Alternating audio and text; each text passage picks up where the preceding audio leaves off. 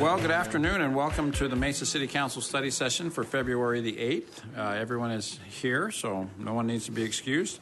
The first item on our agenda is to review the agenda for tonight's council meeting upstairs. So, council, let's go through that. I believe everything is on the consent agenda, currently, but let's make sure that remains the case. Items 3 are liquor license applications. Number 4 are various purchase contracts. 5, resolutions. Primarily, 6 has to do with the introduction of zoning ordinances. Mayor? Yes, I'm sorry, Mr. Smith. Yeah, Mayor, Council. If I may interrupt just for a moment on item 5F. Yes. There's just a typographical error. This is a modification that's allowed under the terms and conditions. It's something that went to the SAC committee previously. The typo is, it references section 23B. It's actually 24B. The resolution and the council report are both correct. And 24B isn't being changed. It's just a citation to the terms and conditions that allows the modification, which is then detailed within the lengthy agenda item right there. So I just there's nothing to do. I just want to let you know that if you notice inconsistency between the reso and the agenda, it's actually 24B. Thanks. So Mr. Christopher knows to read 24 instead of 23. He does. Actually, he didn't even have either of those numbers in his, so we didn't even have to change that. So we just talked about that too. All right. Thank you. Okay, agenda item 7 are various resolutions as well. And agenda item 8 is again a zoning case introduction. I'm sorry, this is taking action on the zoning ordinances, 8A and 8B. So currently everything's on the consent agenda, and it sounds like we're content to leave it that way. Is that right? Okay, thank you. The next item on today's agenda is to hear a presentation and discuss an update on the proposed Mesa Art Space Lofts proposal and the development agreement and sale agreement. Natalie, who do you have with it? This is one of our visitors from Art Space. Welcome. Hello. Indeed. Good Probably evening. a good day to not be in Minnesota, isn't it? A very good day. Okay.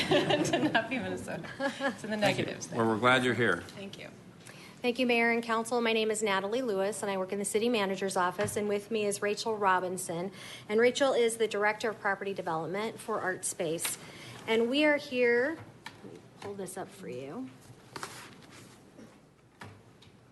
We are here this evening to provide an update about the overall project, and then at the end, I'm going to talk to you about some of the key commitments, both from Art Space's perspective and the city perspective, related to the development agreement and the purchase and sale agreement that you'll be considering this evening on the council agenda. So with that, I'll let Rachel take it from there. Cool. Oh, I'll just do it for you. Spacebar works. All right, greetings and thank you. Thank you so much for having me here this evening, Mayor and members of the council and the members of the community who are here with us tonight. Again, my name is Rachel Robinson, and I work in the Property Development Department at Art Space. Art Space is a nonprofit organization, and we are the national leader in artist creative placemaking and artist housing. We are not only a real estate developer, but we also bring diverse partners together. We bring philanthropy to the table, and we've successfully completed almost 40 developments from commercial to artist studio to artist live-work housing across the country. My presentation today, as we move into approving the development agreement and purchase agreement for this site in downtown Mesa, is really focused on our shared journey and our shared vision. The city and all of our other partners have been on a path that's pushing 4 years now to bring an artist live-work space to downtown Mesa. This all started in 2012 with a feasibility study that Art Space completed in the community. And that feasibility study really takes stock of this community, took stock of those assets, the cultural and creative assets that are already here in the city of Mesa and the things that are making downtown wonderful, and then looked at ways to catalyze everything that's there and meet other shared goals together so that we end up with a recommendation for artist live-work housing, commercial space, and community gathering space.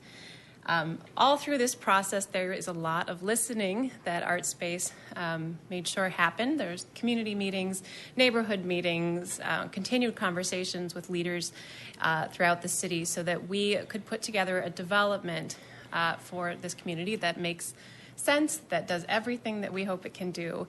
I'll walk through some of those goals. These are some of the goals that were in the feasibility study initially. We wanted to make sure this project reflects this community, and this is one of the things that makes ArtSpace very different. We don't have one thing that we do across the country that we just place down in a speculative manner. ArtSpace listens, ArtSpace creates, and ArtSpace brings together people who are already in that community, who already appreciate the creative assets that you have. And here in Mesa, these 3 little bullet points were big pieces of what all of you as leaders felt were important to this community.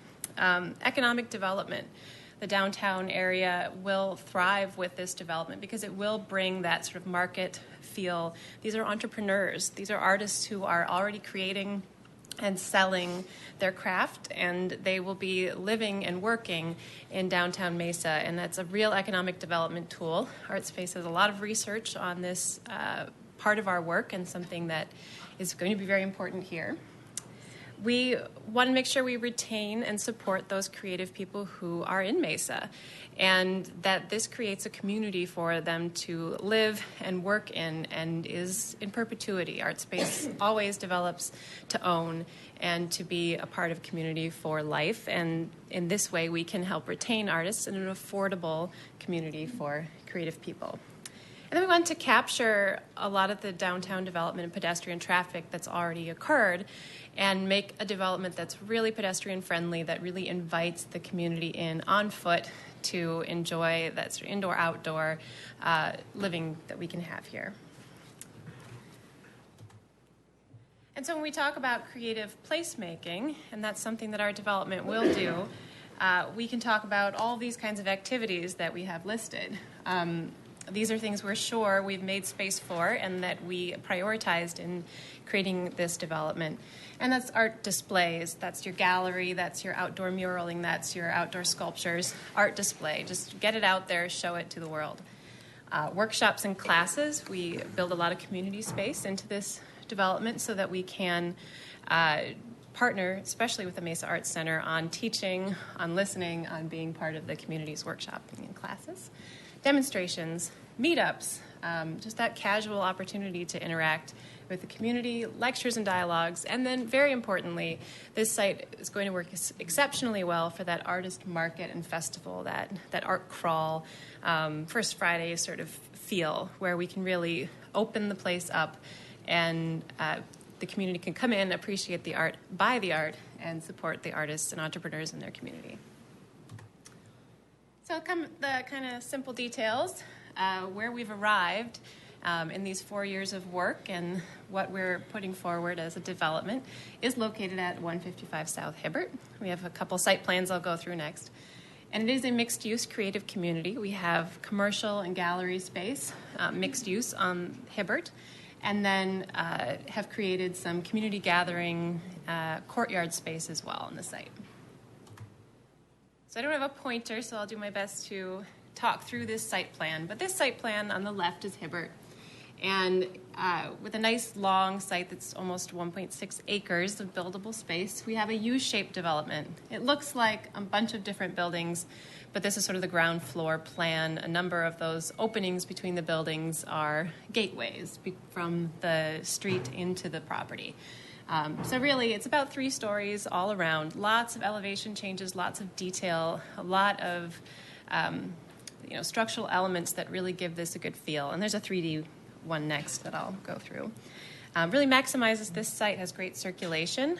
These apartment units that take up most of the square footage run the length of the buildings. So these are 1, 2, and 3 bedroom live workspaces. They are exceptionally large apartments. So for instance, the 3 bedrooms have a sort of galley style 20 by 40 room that is windowed on both ends and is long. It's that creative live workspace where an artist can create and live and can modify their space to make it work best for what they live and do.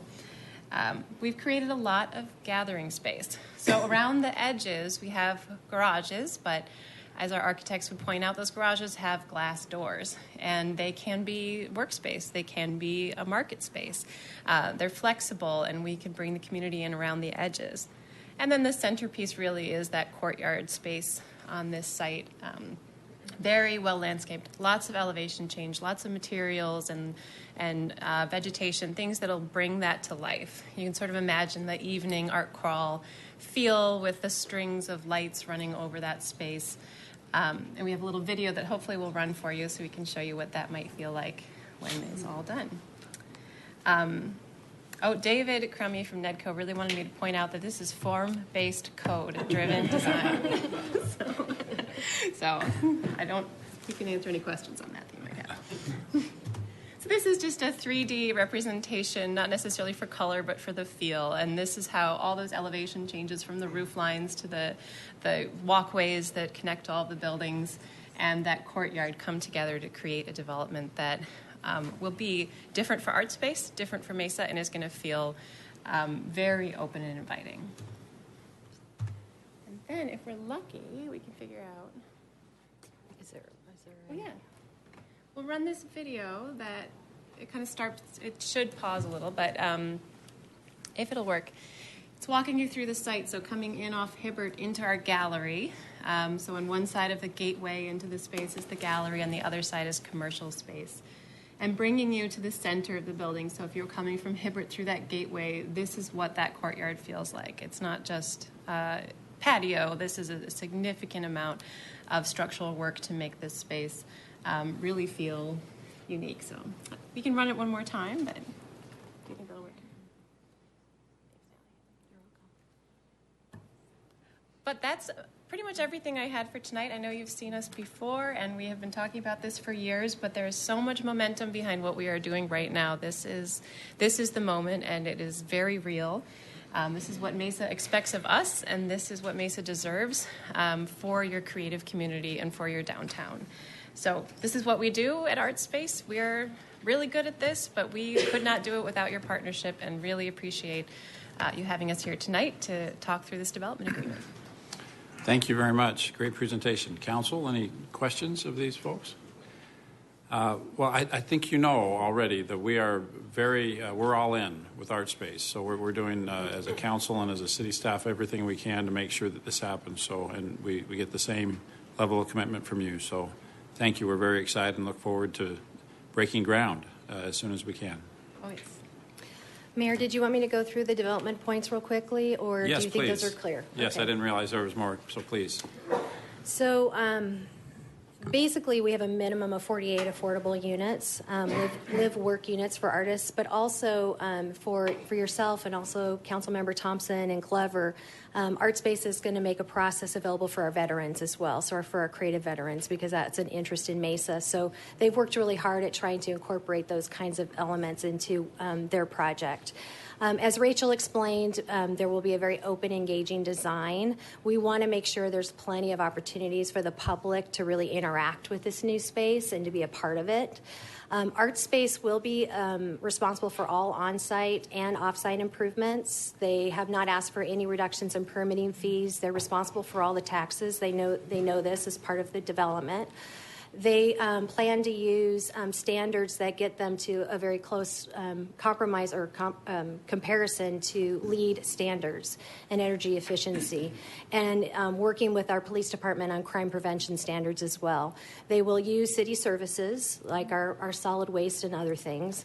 They will work very hard to seek a commercial tenant on that first floor that helps us activate downtown, because we've really explained to them that, we would like things to be happening all during the day, but also in the evening, if at all possible.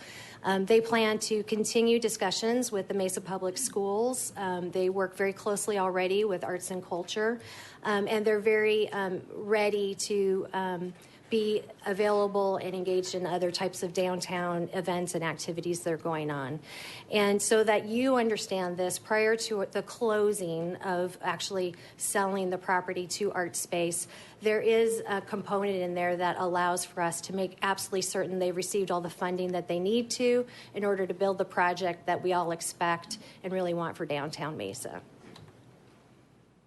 The city, in exchange, will be providing the land that is valued at $230,000. There will be deed restrictions on the land for 20 years for the affordability piece. This piece about the 50% reduction in the common area utilities has been removed based on some discussions with ArtSpace, so that will no longer be part of the development agreement. And the city has also completed appraisals. We completed the environmental studies. We've completed the site surveys. All of those things, valued at about $45,000, belong to the city, and we've been sharing them with ArtSpace as we've gone through this. And so next steps at this point is this evening, council will be considering taking action on the actual development agreement and the purchase and sale agreement. Later this week, the Community and Cultural Development Committee will be considering home funding, federal funding, as it relates to this project and others.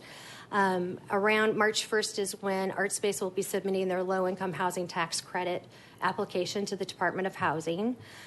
We expect a decision from them in the summer, and then we would close on the land later that fall. Soon thereafter, hopefully, we would have a groundbreaking, and the project would be completed about a year later in 2017. And that's all we had, unless you have questions for us. Mr. Richens. Can you better define what you mean by work real hard to fill the commercial space? Do you want to define that? So we do have about 1 million square feet of commercial space at ArtSpace, and we have very high success with filling those spaces because we'll look first to creative businesses. And we're also agreeing to endeavor to, or however we put it in the agreement, but to have a business that maximizes their hours. In the end, we need to achieve rent at that space. So the only reason it doesn't say very specifically in the agreement that we would only lease to businesses that do these specific things is to give us the flexibility. But we know that any tenant who isn't able to meet any commercial tenant who isn't able to meet the goals of the development agreement would require more conversation with the city. That's sort of that worst case. We really believe in this community. We've already talked to a lot of businesses. Nedco is a partner of ArtSpace, and they're right here downtown doing all this economic development activity, that finding that business that, helps anchor that space as a creative community with commercial retail is going to be good for all of us. So we really expect we'll find a great tenant. So what happens if you can't fill it?